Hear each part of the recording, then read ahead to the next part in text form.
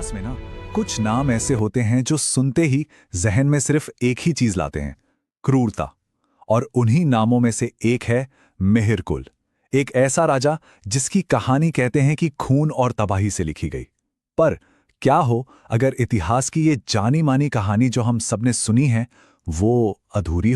देखिए, सदियों से जो भी हमें बताया गया है, जो भी हिस्टोरिकल डॉक्यूमेंट्स मिलते हैं, खास तौर पर बौद्ध ग्रंथ या फिर जो चीनी यात्री आए थे उनके ट्रैवलॉग्स, वो सब मिलकर मिहिरकुल की एक ही तस्वीर बनाते हैं। कौन सी तस्वीर? एक बेरहम, धर्म विरोधी तानाशाह की। एक ऐसा इंसान जिसने ज्ञान के मंदिरों को, मठों को बस खंडर बना डाला। और यहीं यहीं पर कहानी में एक ऐसा ट्विस्ट आता है ना, जो हमें सब कुछ दोबारा सोचने पर मजबूर कर देता है। क्या यह हो सकता है कि जिसे इतिहास ने एक विलेन बना दिया, वो असल में एक बहुत बड़े खतरे के सामने भारत की आखिरी उम्मीद रहा हो? चलिए आज इसी पहेली की एक एक परत को खोल कर देखते हैं।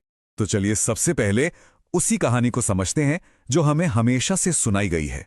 मतलब आखिर वो क्या बातें थी, क्या वजह थी कि मिहिरकुल का नाम इतिहास में एक राक्षस के तौर पर दर्ज हो गया।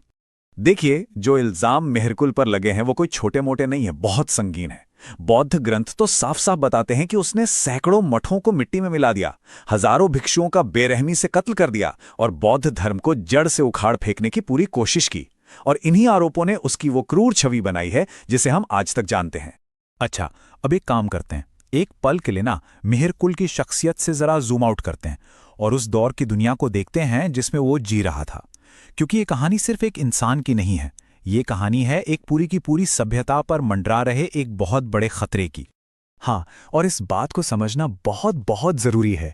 ये जो हूंड थे ना, ये कोई आम लुटेरे या हमलावर नहीं थे। नहीं, वो एक ऐसा बवंडर थे, एक ऐसा तूफान जो जहां से भी गुजरता था वहां की तहजीब, शहर, संस्कृति सब कुछ हमेशा के लिए मिटा देता था। सच कहूं तो उनके सामने खड़े होने का मतलब था मौत को दावत देना। जरा इस सिलसिले को देखिए। पहले उन्होंने फारस को रौंदा, फिर पूर्वी रोमन साम्राज्य को घुटनों पर ला दिया और मध्य एशिया में जो फलते फूलते बौद्ध केंद्र थे उन्हें धूल में मिला दिया। और इसके बाद इस तबाही मचाने वाले तूफान का अगला निशाना कौन था? भारत। तो चलिए अब सिक्के का दूसरा पहलू देखते हैं और मिहिरकुल को एक अलग ही नजरिए से देखने की कोशिश करते हैं। एक पागल तानाशाह की तरह नहीं, बल्कि एक बेहद शातिर मिलिट्री स्ट्रैटेजिस्ट, एक पॉलिटिकल वॉरलॉर्ड के तौर पर। मिहिरकुल की जो ट्रेनिंग थी ना, वो स्टेपी के मैदानों वाली युद्ध नीति की थी। इसका मतलब क्या है? इसका मतलब यह है कि उसकी रणनीति सिर्फ जंग जीतना नहीं थी, बल्कि दुश्मन की हिम्मत को पूरी तरह से तोड़ देना था। दुश्मन की सेना का पूरा सफाया कर दो, लोगों में मनोवैज्ञानिक खौफ पैदा कर दो। ये सब उसकी रणनीति का हिस्सा था। इसे आप व्यक्तिगत क्रूरता शायद ना कहें, ये उस दौर की एक सैन्य जरूरत थी। और यहीं पर एक बहुत ही दिलचस्प फर्क सामने आता है। याद है यूरोप का हूण शासक अट्टिला? वो एक आंधी की तरह आया, सबको जलाया और चला गया। लेकिन मिहिरकुल, वो भारत में ही बस गया। उसने यहीं पर शासन किया, इसे अपना घर बनाया। ये बात साफ बताती है कि उसका मकसद सिर्फ लूटपाट करना नहीं।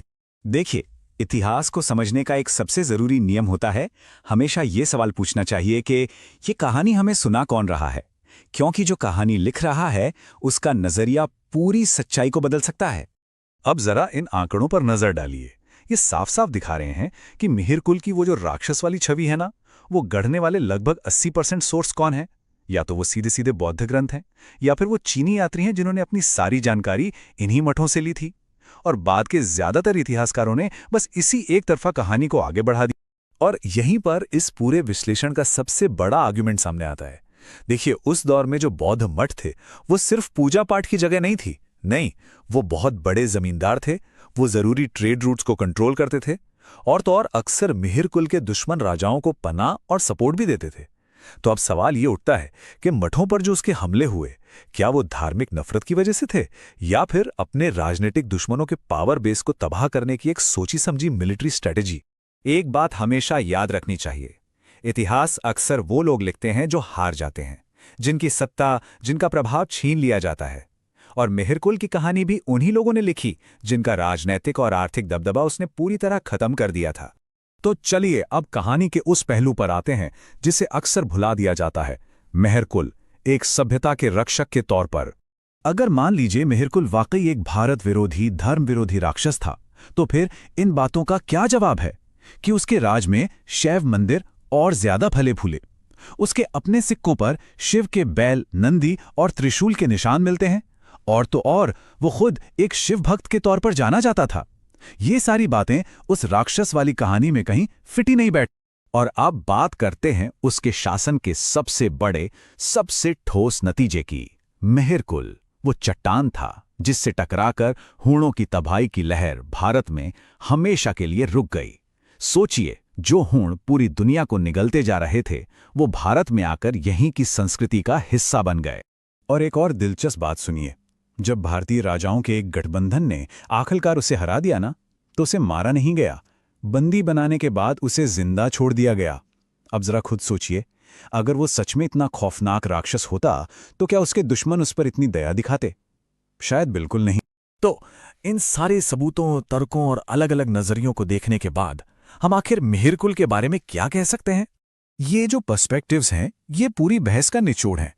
अगर हम उन बौद्ध मठों के नजरिए से देखें जिनकी सत्ता उसने छीनी, तो हाँ, वो एक अत्याचारी था। अगर हम उसके दुश्मन राजाओं की नजर से देखें, तो वो एक बेरहम योद्धा था, इसमें भी कोई शक नहीं। लेकिन अगर हम एक सिविलाइजेशनल पिक्चर देखें, तो शायद वो एक रक्षक था जिसने भारत को उस तबाही से बचाया जो यूरोप और मध्य एशिया को निगल चुकी थी। सच तो ये है कि मिहिरकुल को आप किसी एक बॉक्स में फिट कर ही नहीं सकते।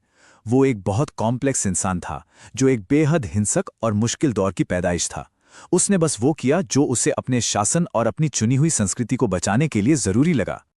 और शायद यही उसकी विरासत का सबसे सही मूल्यांकन है। एक ऐसे दौर में जब बड़ी बड़ी सभ्यताएं ताश के पत्तों की तरह बिखर रही थीं, शायद एक कठोर हाथ ही उन्हें थामे रखने का आखिरी जरिया था। तो सवाल ये नहीं है कि वो क्रूर था या नहीं। असली सवाल ये है कि क्या उसकी क्रूरता एक बड़े मकसद को पूरा कर रही थी। इसी सवाल के साथ आज का ये विश्लेषण यहीं समाप्त करते हैं।